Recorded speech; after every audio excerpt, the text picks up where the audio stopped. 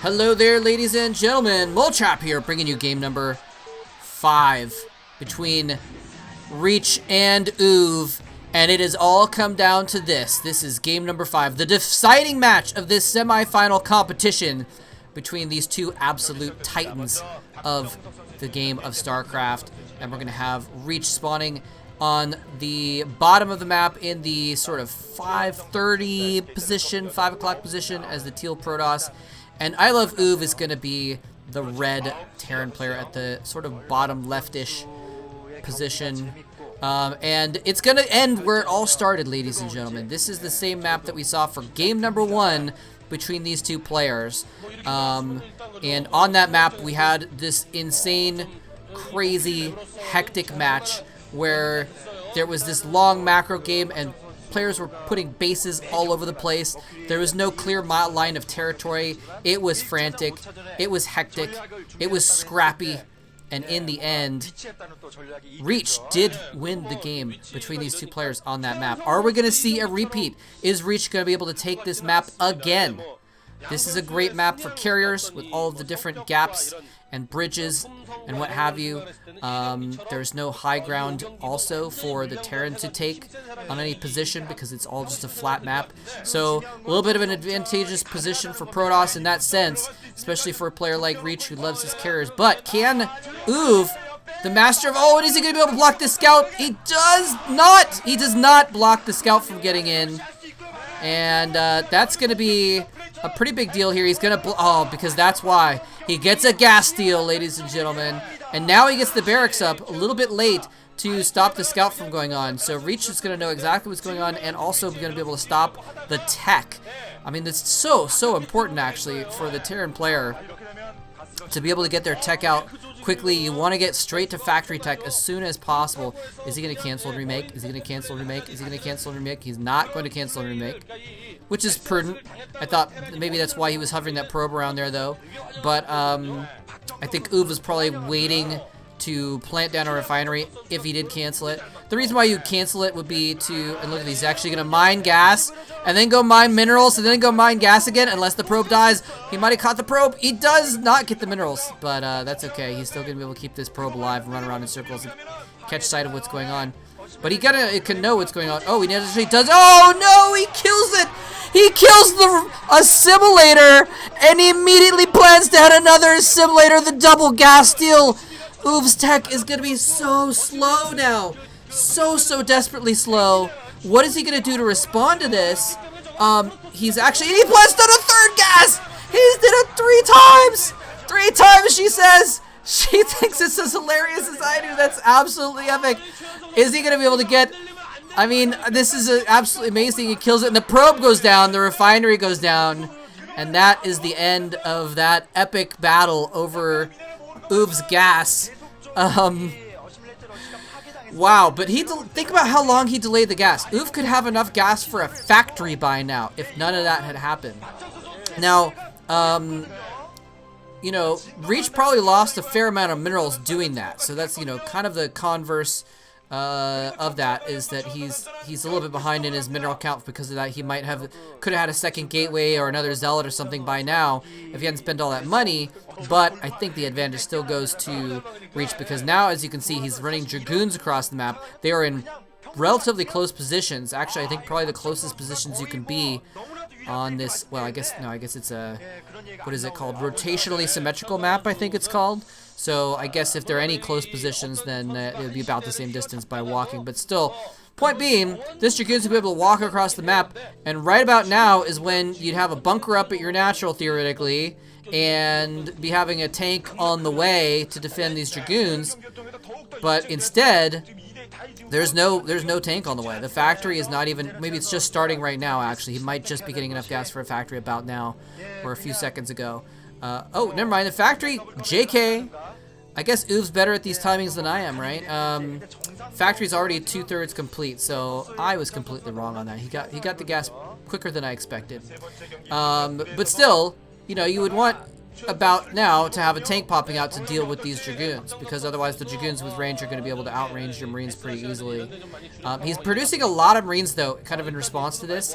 I think that's probably normal in 2004. I feel like in the modern day of 2020, you'd see them stop making Marines at a certain point, and you know, this might have been a reaction to the gas deal to keep making Marines, since he needs to be spending the extra minerals on something and needs to be making units. You can't just sit around and wait and not make units while your opponent is making units, because then they have more units than you and you die. So, he's made a lot of Marines. But, I mean, I think Reach can at least be kind of confident that there's only going to be one factory producing units at this point, because the gas was so delayed. He wouldn't have enough gas to make 2 factories and start making a lot of units. Maybe 2 factory vultures, I guess, theoretically, but he's going to want to have tanks. And so now we have here, he's actually got the barracks as part of this wall, and he's having to repair these the depot and the barracks actually a lot in order. He needs to switch over to the barracks now. This might be the same thing as last game, where his repairs fail at the last moment. And actually, this time, though, the tank pops out. He's going to float the barracks to try and get it out of the way. He's going to lose the barracks. He stops repairing with the SCVs, ran them back to the minerals. Oof, what were you thinking? You need those SCVs to be repairing the barracks, otherwise it's going to go down. He depended a little bit too much on that tank to scare things away. Now the Dragoons are getting in close. Oh, the siege tech is up, but he actually had a moment, a bare spare moment, where he could have theoretically dove in and actually attacked, and this woman is telling her friends about it on the phone. She's so excited about the state of this game right now. Look at this. He's actually having to rebuild the barracks and the depot at his front base. And is this barracks actually going to go down? He actually cancels it, so he does save the money there. But, no, that tank is in danger. He's going to run in and get the tank. He doesn't. What happened there? Reach had an opportunity to get in and kill that tank, having only taken a couple hits of tank fire, but he kind of got, it looked like the front Dragoon kind of like stubbed its toe on the corner and was so like, you know, offended by the corner and so, you know, injured that he fell back a little bit. I don't know what happened there. It looked like one of the Dragoons kind of glitched out and wasn't moving forward, and the rest kind of said, okay, well, if our frontline guy is not moving forward, we're going to fall back too. So now there's 2 tanks out with siege mode, and so there's no opportunity there to go in and try and pick off those tanks. But that could have been a very early securing of not a victory necessarily, but a definite advantage if Reach had actually been able to pick off one of those tanks with the focused Dragoon fire. That was a little bit dangerous of OOV.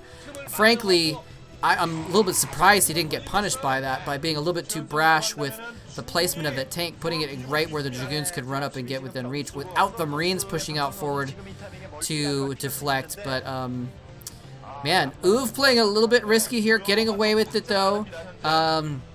Not quite repairing his barracks in time, and we keep seeing this, so I haven't mentioned it yet, but you know, the control tower on that starport is now complete, and so we are going to see a dropship is what it looks like. Perhaps a dropship with excuse me, with vultures in it is what I'm kind of expecting. May even put Marines inside of it, 3 vultures and a couple Marines or something like that. We'll have to see exactly what he does. Probably just vultures. But he's placed it in a spot that's pretty hard to find, even if Reach does get observers pretty quickly and run them into the base. And here's the observer right now. We're going to see right now, he's going to run it straight towards the main to see what's going on. And but the dropship is going to reveal itself. Is he going to see it actually? He doesn't see the dropship. The dropship just goes, oh my gosh, just a bare coincidence there that the dropship was just right out of view, and he's actually going to plant some mines. He's not going to go into Reach's main with this. He's actually going to plant mines in the path to his base so that if Reach goes for a push, he will see it. Now he spots the dropship. He spots the command center building. Is he going to... Oh, and here we go. We're seeing Reach's first-person view. Is he going to spot those mines? He's got a shuttle as well. Is there a Reaver inside that shuttle, actually? I'm not sure. We haven't seen Reach's base very much. He's going to plant on a hidden nexus over on the side of the map, by the way, which I don't think has been spotted by OOV. Is he going to go double nexus? He's going double expand off of this. Wow. This is interesting. And it makes a lot of sense, actually. Wait. Okay, maybe I saw something wrong. He has that probe up at the top right. I thought he planted down 2 nexuses, but it looks like he only has 1. And oh, there's those mines. He's trying to target down the dropship. gets caught in the mines, and he actually decides not to give chase because he doesn't want to run to another mine and lose those Dragoons. And this is interesting. He now is... What is he? Where is he going with this dropship? Okay, the Reaver is out now, so we're going to see some counter harassment now by Reach. And will he be able to secure enough of an economic advantage off of this to take a longer game advantage? We'll have to see. I'm really curious to see if he does actually put down that second Nexus, or I guess it would be third Nexus over on the far side. And this is really clever. He's actually floating this barracks out too, so he can put the barracks, kind of land it in the choke point, or theoretically leave it out floating as an observing platform for the siege tanks that are theoretically going to be parked out front. He's got the observer in here. He sees the layout of the land. He's got a perfect scout in order to come in here with this Reaver. The tanks are in position, but they're not in the right position to defend his main base. He sees the turret there. He's going to drop out the Reaver. Looks like it does take hit, but he gets the Scarab off. The Scarab gives chase. Is it going to go off? It does. It does. No kill on the SCVs there, but the Reaver is not necessarily done yet. Is he just going to leave? Where's he going? He's just going to go chill over here. Okay.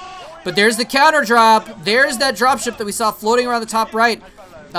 Just kind of biding its time. Biding its time, I guess. And coming in here now, the Reaver is in place to defeat these and the Dragoons as well, so he doesn't actually get very many kills there. Not sure if worth for those Vultures. I think he only got like 2 probes for 3 Vultures, which is pretty... I mean, it's about even, honestly, but the fact that he had those Vultures not doing much around the map, they did plant some mines, so, you know, overall, though, not nearly the amount of damage that you wanted to have done as the Terran player. So oov, oov, however, did get his expansion up around the same time as Reach. Reach is probably going to be needing to take a third pretty soon, is what I'm kind of imagining here. He is playing a kind of a safe game now, trying to just kind of clear out the map, making sure he's defending his main. He's got 2 Reavers in that shuttle now, though. Now, here's the thing. Is he going to go in and harass with it, or is he, as seems more likely, going to be running in around and just kind of keeping it as part of his battle army, just so that, you know, when the battle commences, he can drop the Reavers out, almost like a PvP strategy, you know, and just have it as support for the ground battle to blow up Vultures and what have you. Reaver's not nearly as effective against, you know, mass Vultures and what have you as a Psystorm, so it's a little bit interesting to see this tech choice without doing more harassment. But again, Oof just has so many tanks around. And I wonder, I'm still going back to him not continuing the harassment with that Reaver shuttle earlier, and it might be because he was thinking, okay, well, I know that my opponent has like 6 or 7 Marines, and that could theoretically shoot down this shuttle pretty easily. A Reaver can blow up all 6 or 7 Marines in one shot, so I would have kind of expected him to go a little bit harder in the paint for that. So that's kind of interesting. So I like this, putting down a cannon in this natural expansion mineral line. Just again, he's worried about more Vultures doing harassment. You have 1 cannon there, and you know, you still might lose some probes to a Vulture harass, but it's not going to lose all of your probes if that 1 cannon is there to deal with the Vultures. So it's a smart move there. This is a pretty cool SimCity. I like that. Putting all the factories kind of along the left side of that expansion area. Just kind of looks neat there. Anyway, oh no, he's going to lose the dropship. He is going to lose the dropship. Doesn't even get anything out of it. Was there anything inside that, though, is the question. He may have already dropped out Vultures with that. And here's those Reavers in the middle of the map taking pot shots at these Vultures as they go by. And now the Reavers are in a little bit of danger, but they just stand and fight. Vulture's not doing a ton of damage to Reavers, and I guess they might have already expended their mines. He doesn't try and plant down mines next to it. But the Reavers are not scared at all. They're just going to sit there and take a few pot shots in order to get a few Scarabs off, knowing that they're going to be dealing more net damage, and also having that shuttle right there. So if they ever were in damage, I'm just going to pick them up real quick. Vultures cannot fire upwards. So not a big problem. I wonder if if you were a real life Terran player driving a Vulture, like maybe you could, like, if you were being attacked by air units, you could like find a ramp and, like, you know, point your, like, basically like scuttle your own Vulture in order to point it upwards so you could fire upwards. I still don't think it'd be very effective, actually. Anyway, OOV now pushing out here. So we do have Reach taking that third base like I expected. A little bit later than I expected, but he is taking it. OOV is trying to push out here, and it looks like he's trying to secure this middle area, and I'll talk about the tactics of that in a moment, because hold that thought, another dropship might go down. He does not lose the dropship. The Observer is in a perfect spot to see that dropship going out, and he's able to counter that. And this is what I was talking about. So now OOV is in a place where if he can take this kind of center-ish area, he'll protect his natural and that third base, because the Terran army just, you know, it's really easy to kind of spread out, right? You can put your tanks, have them overlap their field of fire, have them protect each other essentially, and so you can kind of blanket an area and make it so that if they want to engage with one part of your army, they're going to have to engage with the other part of your army. And so if you can use that blanketed area and spread out across between your choke point and your third, it protects both. But OOV might not be satisfied with just taking that third. It looks like he's pushing out to put some pressure onto Reach's side of the map as well, and this may be why we saw Reach taking the right side base instead of the close expansion, because he's worried about this exact circumstance with this push. OOV is going in for a major push here. A lot of units. It looks like, oh no, he cannot lose that Templar. He cannot lose that Templar. The Reavers are popped out though. They're going to do some damage. He can't lose the Reavers either though. He has to be so careful. Reach has the lesser ground army here, I believe, and so he needs to be very efficient in his trades. He's actually losing a lot of forces, but somehow Dragoons and Zealots coming from the north as well, from all sides. But OOV has kept his position. OOV is keeping his position. This counterattack at the north is not going to be able to push in to his natural and do much damage. So this is a very tenuous position right now. There comes some storms down, and they do not do enough damage. Second storm does more damage to his own units than the vultures. The Templar is going to get picked off, but the Reavers are able to help clean up those vultures. But look at the amount of tanks that OOV has pushing down here. Now here's the thing, does he have the support units for it? With the Dark Templars and the Zealots, he needs support units for this. He's going in. Is he going to siege up? The Comsat goes down to see the Dark Templar. He's left his tanks unsieged in order to deal with the Zealots. But oh, a huge Reaver shot goes off. A Scarab goes off, killing 3 or 4 tanks at once. A huge blow to OOV's push. OOV is going to have to fall back. Oh no, OOV looked like he was on the verge of pushing into Reach's natural expansion and taking the series. Taking this game and the series and advancing himself to the finals. Trying to get back into the finals that he could not get to in the previous OSL when he was knocked out by Jelizer. But instead, that Scarab and just kind of the lack of extra forces on the ground to protect those tanks that I kind of mentioned there. He had a few vultures, but they weren't quite enough. And I've noticed that's kind of OOV's style here, is he does just like to push with a bunch of stuff, even if he doesn't feel like he has, you know, the support army to support the tanks. He just feels like tanks are enough, and it works for him a lot of the time. Oh no, a Templar gets picked off, and that is bad. He needed a nice juicy storm on top of those tanks in order to clean them up right now. And a Dragoon running in. Oh, the Reaver goes down to try and drop a Scarab on there, and that is some beautiful storms. Those are the storms I'm talking about, softening up those tanks. They are now at low hit points instead of full hit points, meaning these Dragoons can polish them off very quickly. And here come again the Vultures. This is very similar to what we saw in the first game of this series, except a little bit in reverse, because I feel like in that series it was more like, you know, we had the carriers going in, and Reach just never had the ground army to support and follow up. I guess there was a fair amount of the opposite as well, though, actually, that we had, you know, sometimes OOV didn't have the support army to really hold things off as well. He was trying to balance between Goliaths and Vultures and tanks to deal with whatever Reach was throwing at him, and it was just too difficult for him to keep up in that. But are we going to see OOV take a advantage in this, because he's doing a little bit of a better macro job right now? He's gotten his third base going. Reach, his third base getting a little bit assaulted, and look at that nice pickup. Getting that Templar up into the shuttle where it's nice and safe from vulture fire. But in any case, OOV getting a 4th base up now. And here's the thing, is Reach was behind on his third. Now, actually, does Reach have the bottom right-ish expansion? Okay, there we're seeing it now going up. So if Reach can get that expansion up and keep that middle one, he'll be 4 bases to 4. He still needs to get a little bit more going, I think, in order to have an advantage. But it's just so difficult to push against the Terran player on this map, I think.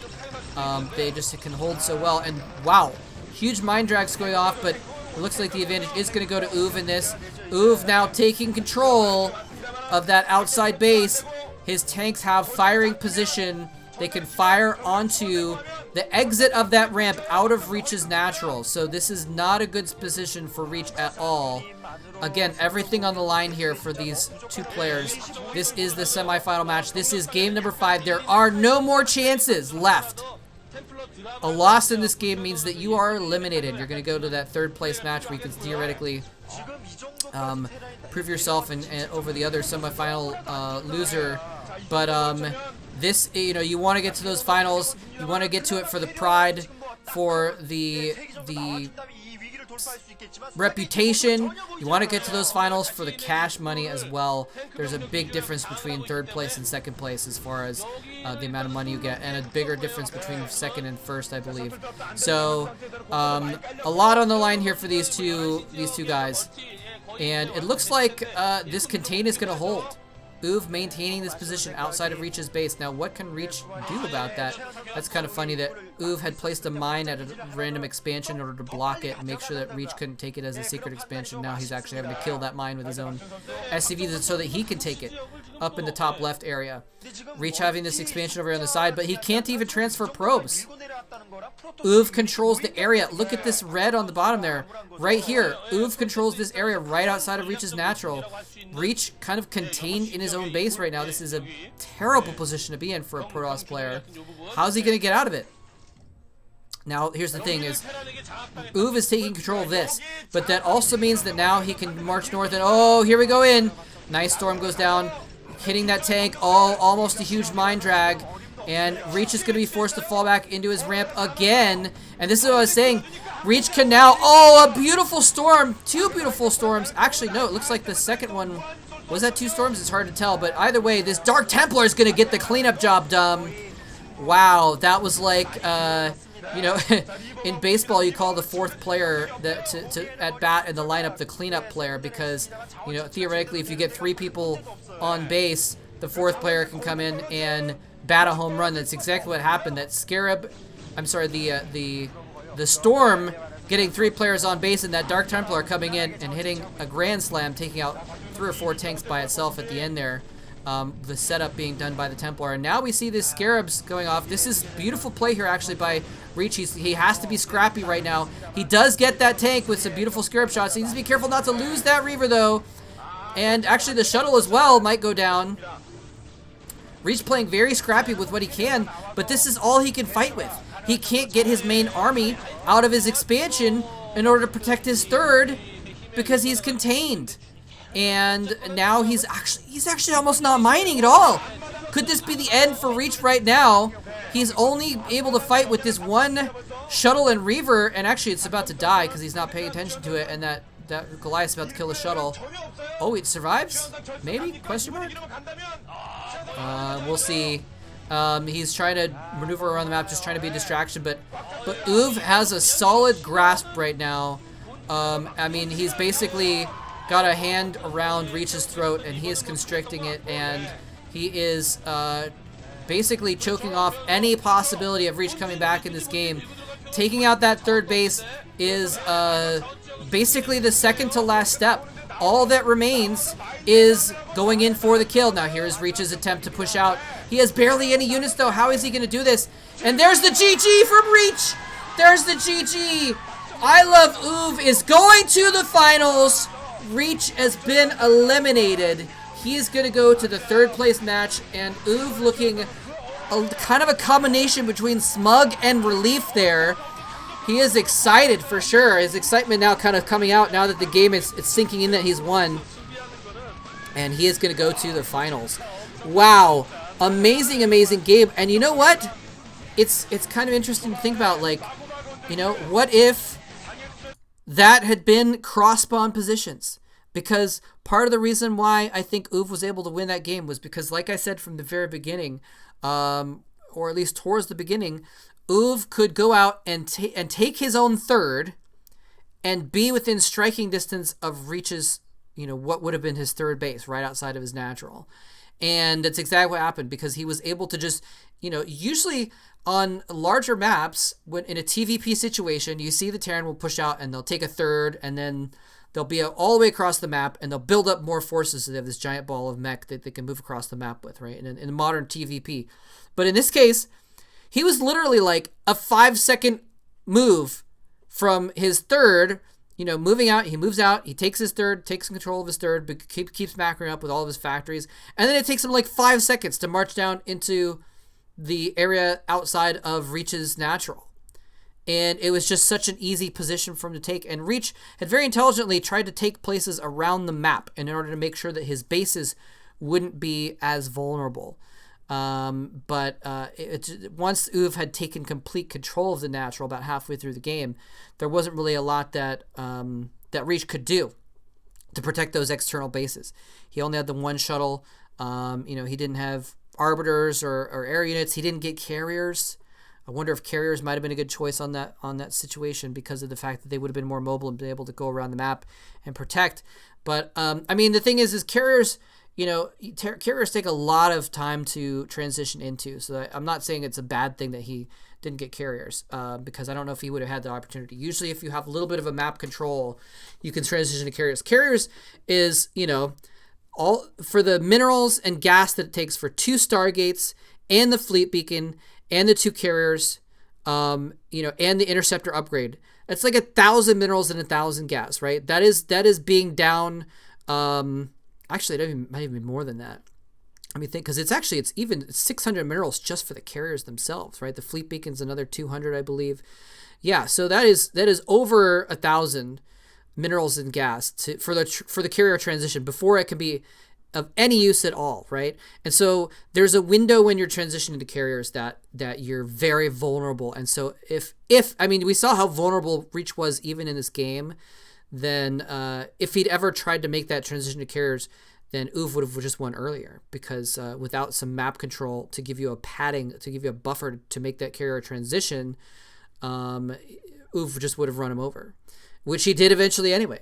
So, wow, that's going to do it for this first semifinal. OOV is going to be going to the grand finals of the 2004 Ever OSL. And remember, ladies and gentlemen, we are going to be doing the live event for that finals.